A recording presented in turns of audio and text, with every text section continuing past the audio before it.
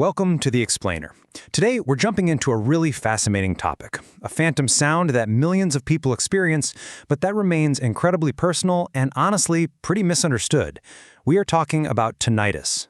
You know that feeling? You're sitting in a totally quiet room, and then out of nowhere, a high-pitched ring, or maybe a low hum, a buzz, or even a little click. For a lot of us, it's just a weird little blip that vanishes as fast as it appears. But what if that sound didn't go away? For so many people, that phantom sound is a constant companion. And that experience, well, that's the very essence of tinnitus.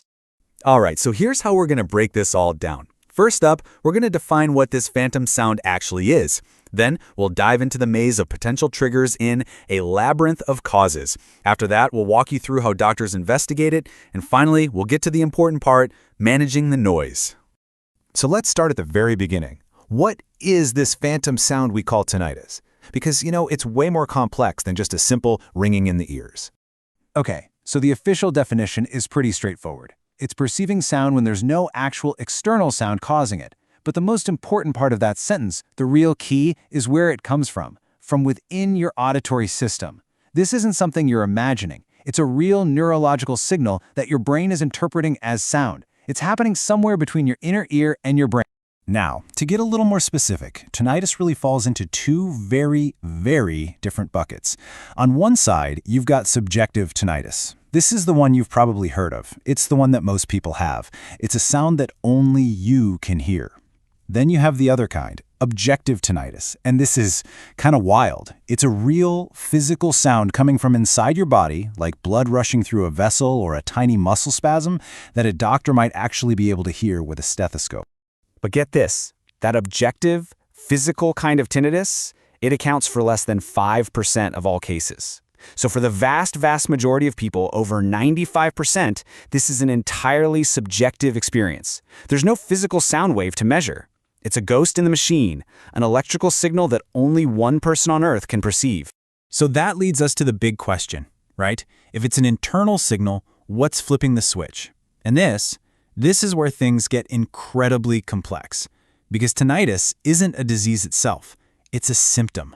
And the list of things that can cause it is, well, it's astonishingly long. We can start with the most direct physical things right inside the ear. Believe it or not, something as simple as a buildup of earwax can be the culprit. Same goes for ear infections or sinus infections that mess with the pressure in your middle ear. But the most common reason, the underlying mechanism for a lot of cases, is damage to these teeny tiny, super delicate hair cells in your inner ear. Their job is to turn sound vibrations into electrical signals the brain can understand. When they get damaged, things can go a little haywire. And what's one of the biggest causes of that hair cell damage? Loud noise. Our world is just loud. Our ears are built to handle sound up to about 80 decibels pretty safely. But consistent exposure to anything louder than that, we're talking heavy city traffic, concerts, power tools, can cause permanent damage. It's no wonder why tinnitus is so common among veterans or people who've worked in factories their whole lives. But here's where it gets really interesting. It's not always about the ears. Tinnitus can be a warning signal from completely different parts of your body. A head or neck injury, for example, can throw things off. Certain conditions like Menoneyer's disease are a classic cause. But what surprises a lot of people is a connection to things like TMJ disorders. Yep, problems with your jaw, or even issues in your neck. Even something systemic, like high blood pressure, can be linked to. And check this out. There's a powerful and often overlooked connection to autoimmune diseases. This is when the body's own immune system can mistakenly attack the delicate parts of the inner ear. Just look at these numbers. The prevalence of hearing issues in people with conditions like lupus or rheumatoid arthritis is really significant. It's just a huge reminder of how everything in our body really is. Okay, here's a word of caution, because sometimes the cause might actually be in your medicine cabinet. Over 600, yeah, you heard that right, 600 medications are considered ototoxic, which literally means poisonous to the ear. And this includes some surprisingly common drugs, like high doses of aspirin or ibuprofen, and even certain antibiotics. Now, the effect is often temporary, but it's an absolutely critical thing to be aware of. So, with this gigantic list of potential causes, you're probably wondering, how on earth do doctors even begin to figure out what's going on? Well, that brings us to the diagnostic journey. It's really a process of investigation and elimination. The whole process is pretty methodical, a bit like detective work. It always starts with your story, a detailed medical history and talking through your symptoms. Then comes the physical exam of your ears, head, neck, and jaw, just looking for any physical clues. But the real cornerstone is the audiological exam, a hearing test, because so often tinnitus and some level of hearing loss go hand in hand. And then, only if they suspect something more serious, they might order more advanced tests like a CT or MRI scan, or maybe some blood work. Now, for what I think is the most important part, what can we do about it? And the key word here is management, not cure. Right now, there's no single magic pill that makes tinnitus disappear for everyone.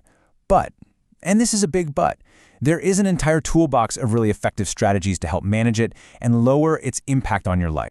So, the clinical approaches start with the most logical step. If you find an underlying cause, you treat it. That could be as simple as getting earwax removed. For many people, sound therapy is a total game changer. Basically, you use neutral background noise, like from a white noise machine or even just a fan, to mask that internal sound, which makes it way less noticeable. A more advanced version of this is tinnitus retraining therapy, or TRT, which uses sound and counseling to literally retrain your brain to basically ignore the tinnitus signal. And of course, for people with hearing loss, hearing aids can be amazing, because by amplifying the sounds around you, they help push the tinnitus into the background. But it's not all about the clinic. A holistic approach can make a world of difference. Stress is like a volume knob for tinnitus. When you're stressed, it gets louder. So things like meditation or yoga can be huge. Some people find success with anti-inflammatory diets. Even ancient systems like Ayurveda have their own approach. And maybe the most important lifestyle strategy of all is preventative, protecting your ears. Use earplugs in loud places to stop further damage before it starts. So, why does all this matter so much? Because chronic tinnitus isn't just an annoying noise. It is mentally and physically exhausting.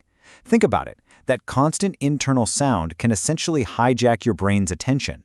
It keeps your brain in a permanent state of high alert, never really letting it switch off and relax. And that leads directly to the fatigue, the irritability, and the trouble concentrating that so many people report. And I think this quote from Ahasa Wellness just captures the modern goal of tinnitus management perfectly. It's not about a quick, temporary fix. The focus is on creating a whole way of living, where that sound, it just no longer gets to dictate how you feel. It's about taking the power back. So we'll leave you with a final thought to chew on. Our world is getting louder and louder every single day, just filled with non-stop noise. So maybe understanding, protecting, and learning how to manage our own inner soundscape isn't just a medical issue for some, but an essential skill for all of us. Thank you for watching the Explain.